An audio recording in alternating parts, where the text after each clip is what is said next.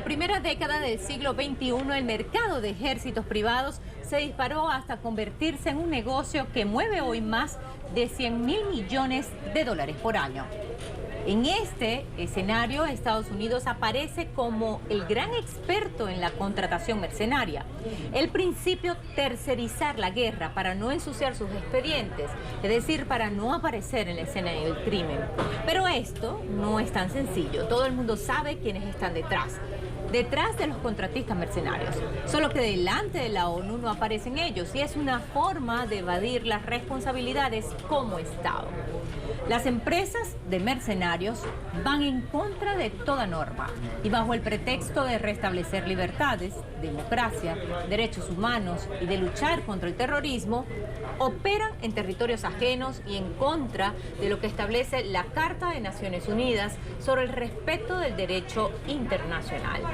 África, Asia, Medio Oriente han sido las regiones donde con más frecuencia han operado las empresas privadas que se dedican al reclutamiento, adiestramiento, contratación o financiación de mercenarios.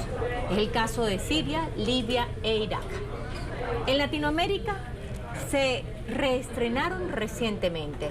Venezuela y el gobierno del presidente Nicolás Maduro fueron el blanco de este mercado bélico.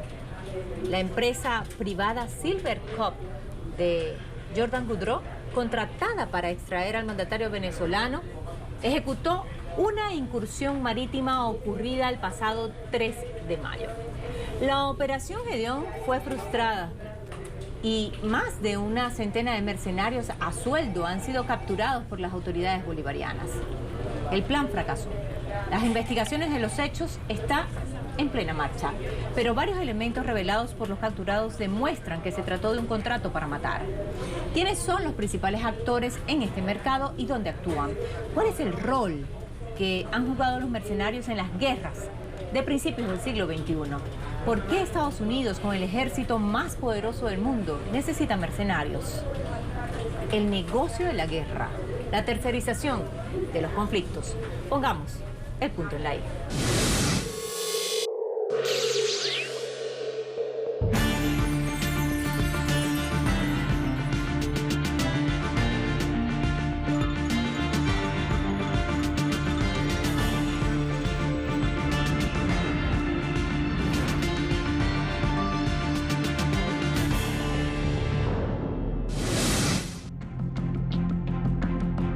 Compuestas por antiguos miembros de unidades élite de Estados Unidos y exmilitares de otros países, veteranos de guerra o militares activos, las compañías militares privadas han operado desde el fin de la Guerra Fría en todo tipo de operaciones y en varias regiones del mundo.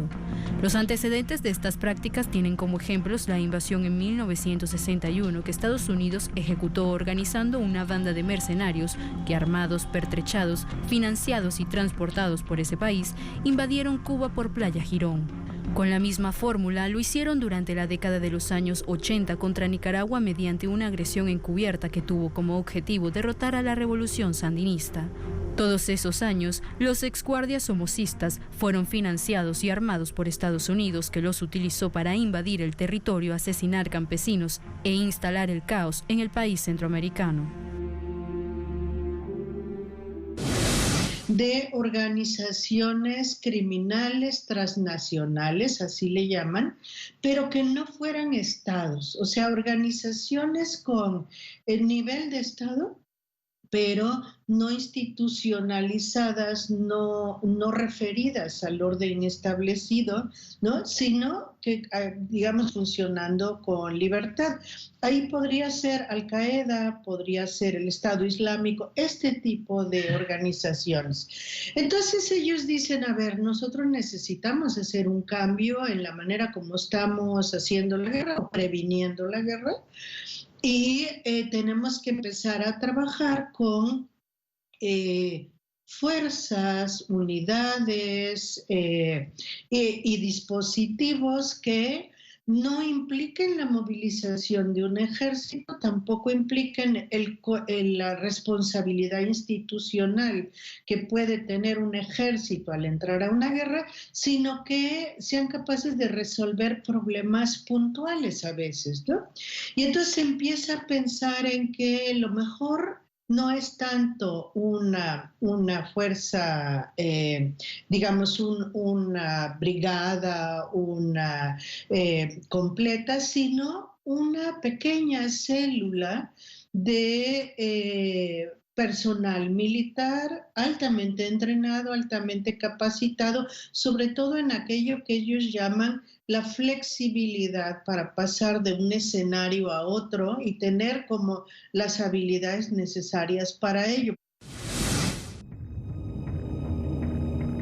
Las guerras de Irak y Afganistán, ambas han sido consideradas por los expertos como los grandes aceleradores del crecimiento de las compañías militares privadas, las encargadas de reclutamiento, adiestramiento, contratación o financiación de mercenarios. Esta práctica aplicada por Estados Unidos, sustentada en las empresas militares privadas, sustraen el control público y político porque los mercenarios son empleados no militares, condición que les permite con impunidad violar derechos humanos en el afán de obtener sus objetivos geopolíticos. Un ejército deja rastro, es evidente, ¿no?, cuando interviene. Pero un grupo de fuerzas especiales no necesariamente. Y esto es importante cuando se empieza a hacer la guerra que se ha llamado unilateral, preventiva. O sea, esta guerra que no es aprobada por instancias internacionales, que no tiene, de hecho, declaración de guerra, pero que sí se hace, ¿no? Y entonces se hace, y si se deja rastro, entonces puede muy fácilmente uno decir, fue el ejército de Estados Unidos o de quien sea el responsable de esta intervención. Durante la guerra en Irak, la protección a funcionarios y embajadores del Departamento de Estado de Estados Unidos estuvo a cargo de la compañía privada Blackwater, actualmente Academy, una de las contratistas más importantes de Estados Unidos y de la CIA. Fundada por Eric Prince en el año 1997, ubica su sede principal en Carolina del Norte, donde posee un complejo de entrenamiento táctico especializado. En el mercado militar privado, lo que ha hecho Academy básicamente es institucionalizar las prácticas de contratación mercenarias, y esta dependencia sigue creciendo. Incluso para el intento de invasión del 23 de febrero del 2019 en Venezuela, esta compañía se dedicó a llamar a altos militares venezolanos para chantajearlos y ofrecieron villas y castillos. De lo contrario, sentirían las consecuencias. Pero, ¿quiénes son los principales actores en este mercado? ¿Bajo qué pretexto, con qué objetivos operan las compañías militares privadas, más bien las compañías mercenarias? ¿Qué obtienen a cambio de cada incursión armada? Son entes, no es una persona determinada y mucho menos una institución. Entonces, cuando quedan en manos de ellos, todo es posible, porque ahí no hay, los privados no tienen restricciones en términos de política de guerra.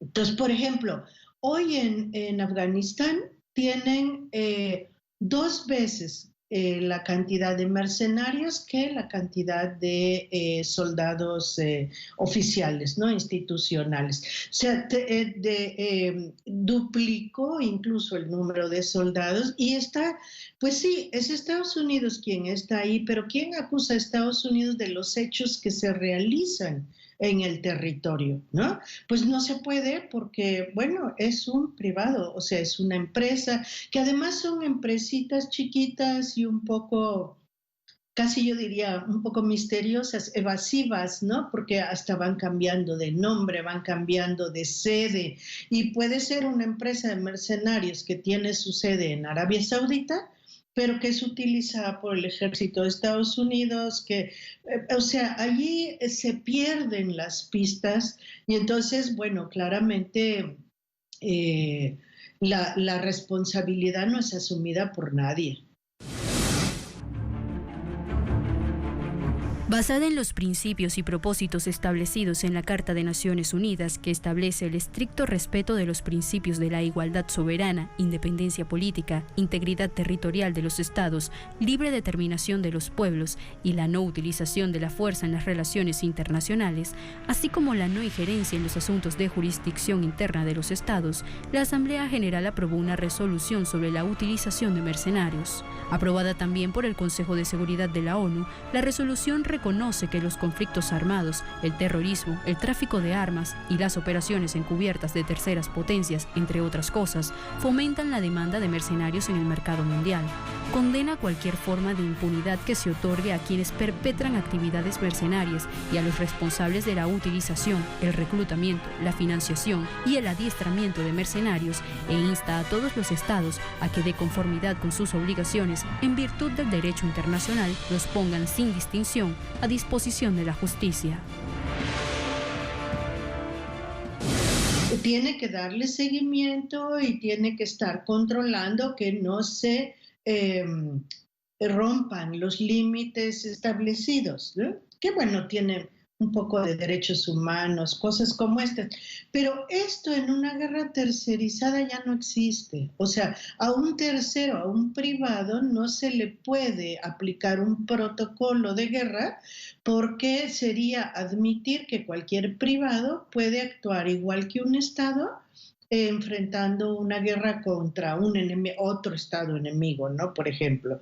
Eso no lo pueden admitir en el caso de un privado. Entonces, un privado tiene toda la libertad para hacer lo que quiera.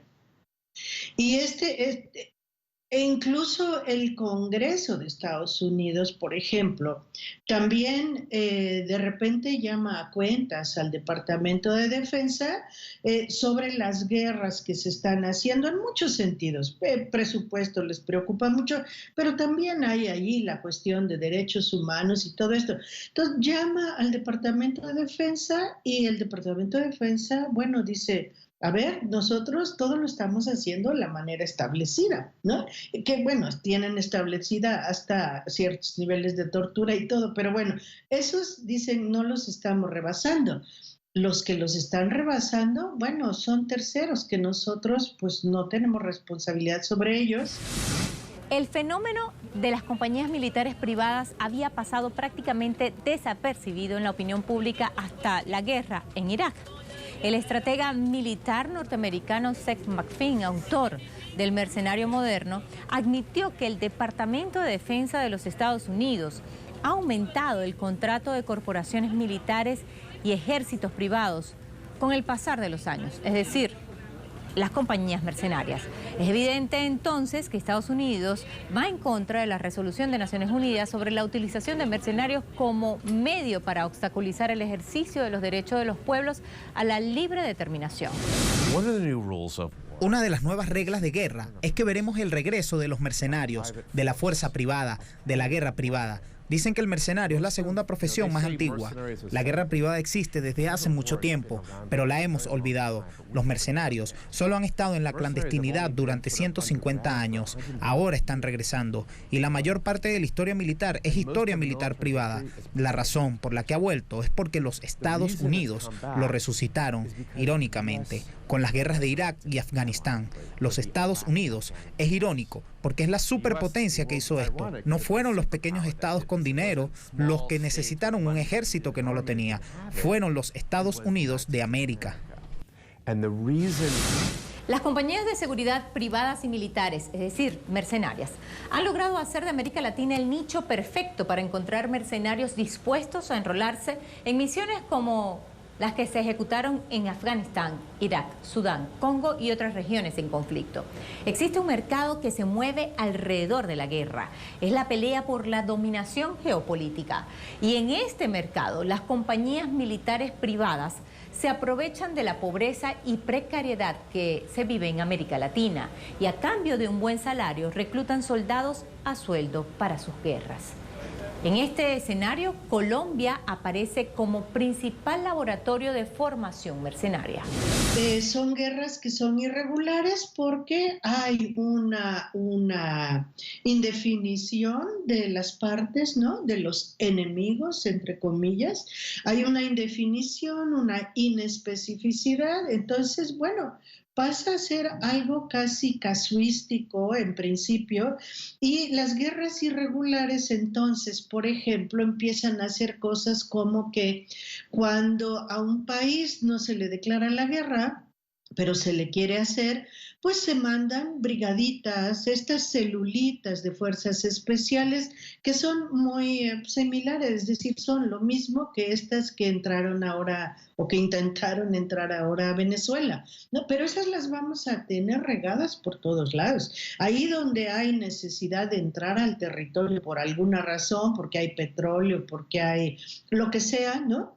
Se empiezan a implantar estas celulitas. A veces entran, hacen una acción y salen, pero a veces entran para desestabilizar. Entonces tienen como una permanencia mayor, se quedan en el lugar, se introducen en la comunidad local y a partir de ahí empiezan a jalar hilos,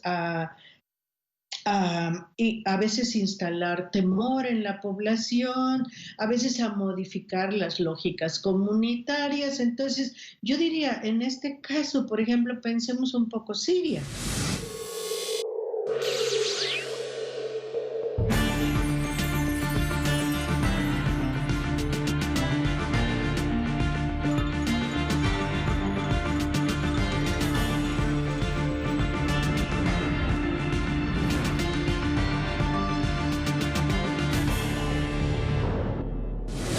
La incursión armada de mercenarios frustrada el pasado 3 de mayo contra Venezuela ha encendido las alarmas en la ONU y revive la preocupación en cómo la contratación de mercenarios es utilizada para limpiar el nombre de los países invasores y destruir internamente a los estados donde Estados Unidos tiene sus intereses.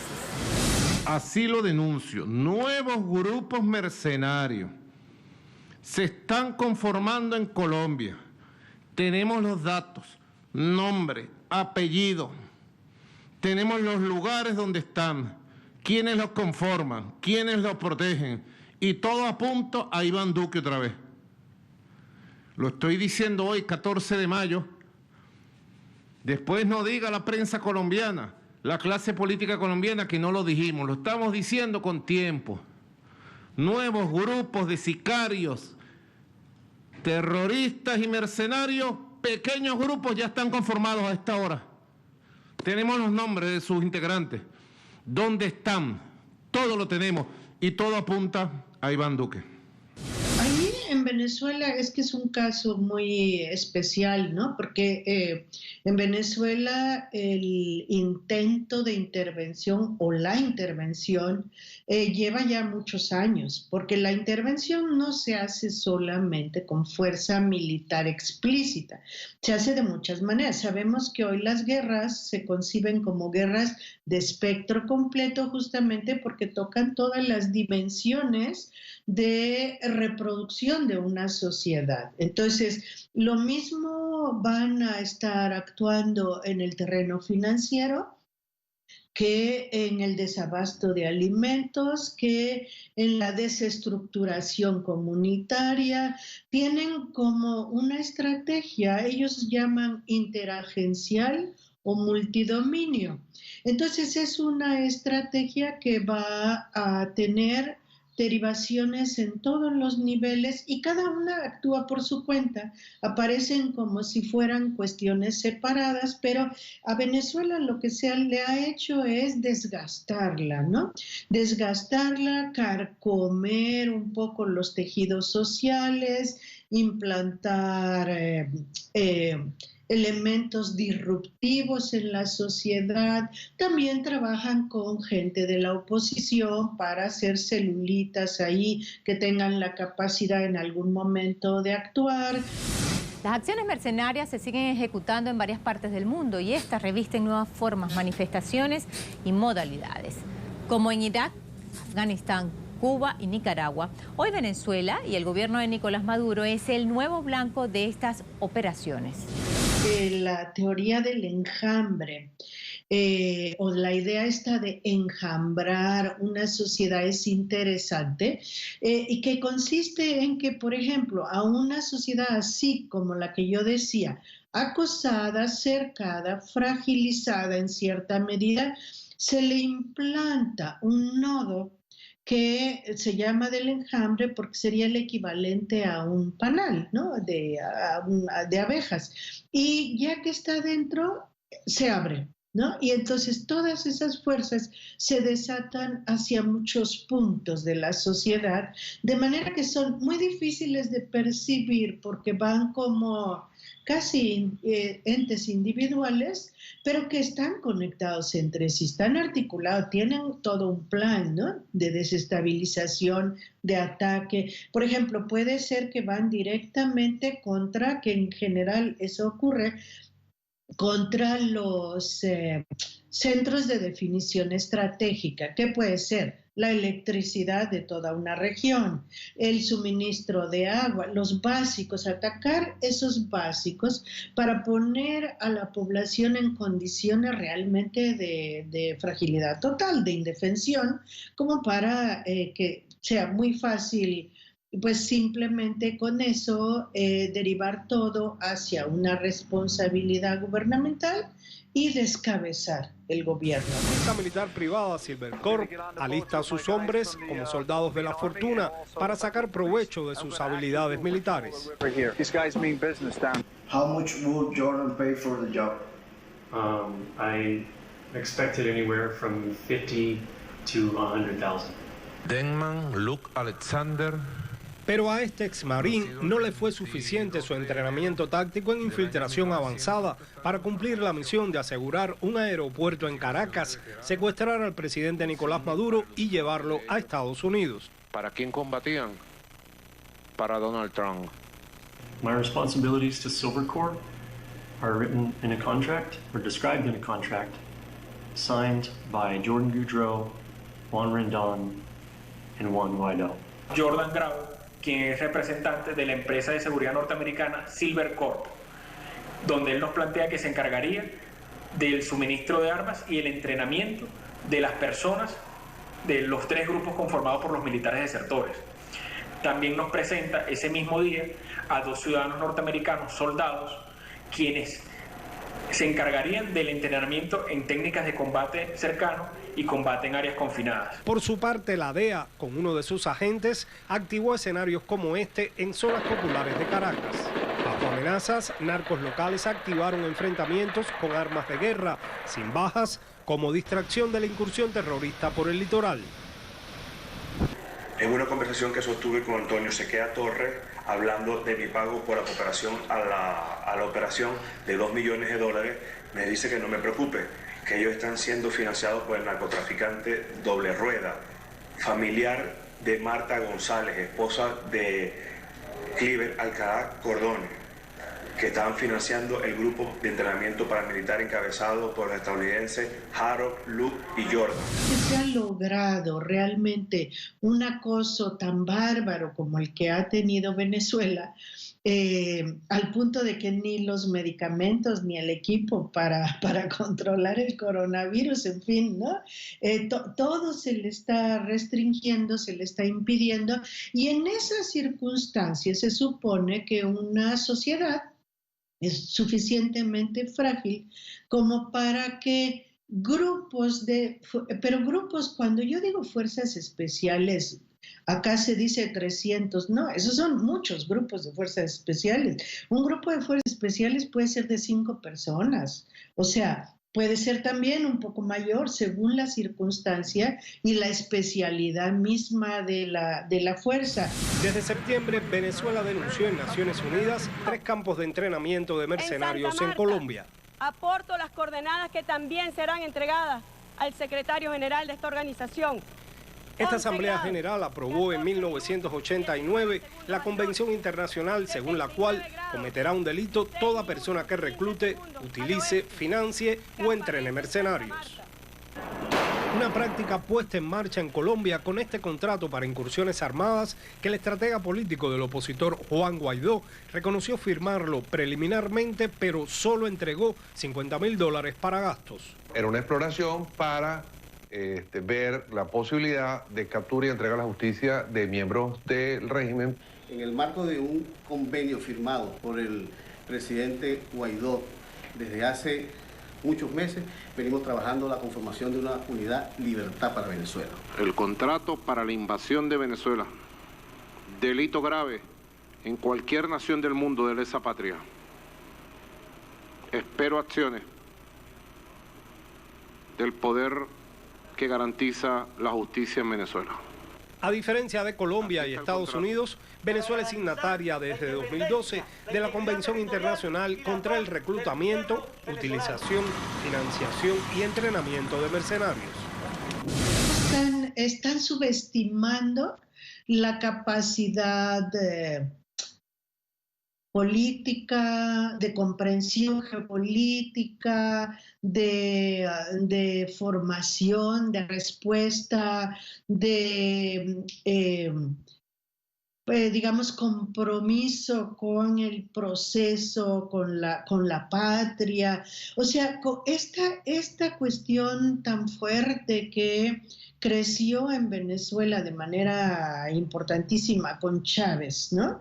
Y que ahí está, que eso no se ha perdido y la gente tiene claro, tienen mucha claridad de lo que está pasando, de lo que está en riesgo en el país, de cómo no deben dejar que estos entes que entran a romper los tejidos comunitarios no deben dejar que intervengan, que los penetren. O sea, incluso es una sociedad muy comunitaria la venezolana. Tienen muchos lugares así como de reunión barrial, parroquial, qué sé yo, donde están permanentemente organizando, se intercambian, se organizan además. No solamente piensan, se organizan, están acostumbrados a tomar la delantera, a ir para adelante. Entonces, eso ha impedido. Y entonces detectan un fulano extraño y hasta lo encapsula la propia sociedad. Es un terreno muy difícil incluso para estas fuerzas especiales por esa razón. La operación Gedeón ha dejado al descubierto una vez más el uso de territorio colombiano para entrenamiento de mercenarios. Ratifica como el gobierno de Estados Unidos, su Departamento de Defensa y la CIA, a través de los lobbies militares, van haciendo presión en favor de sus intereses geopolíticos. Un artículo publicado por el portal de investigación Misión Verdad reveló en el año 2019 que exmilitares estadounidenses querían cobrar por derrocar al presidente Nicolás Maduro. La información se obtuvo a raíz del arresto de 2 mercenarios estadounidenses que supuestamente viajarían a Venezuela para participar en un conflicto armado. Es otra muestra de que el país está entre las zonas donde la privatización de la guerra ve potenciales clientes. Recuerda además este artículo que solo por la ocupación de Irak en el 2003, corporaciones británicas de mercenarios subieron sus ingresos de 320 millones a 1.800 millones de dólares. Compañías como Academy, Aegis Defense Service y Triple Canopy ofertaron importantes sumas de dinero a quienes se unan a sus filas. Un salario puede llegar hasta los $7.000 mensuales. Estas compañías no se limitan a su área nacional. El personal contratado proviene de cualquier lugar del mundo, razón por la que varias fuentes manejan el dato de que Colombia exporta mercenarios con formación especial a sitios del Medio Oriente. La verdad de todo es que tercerizar la guerra resulta más económico para los países contratantes y al final de la historia logran el mismo objetivo sin exponer a sus ejércitos, destruir los estados-nación y socavar el tejido social, burlándose de los tratados internacionales. Pusimos el punto en la I.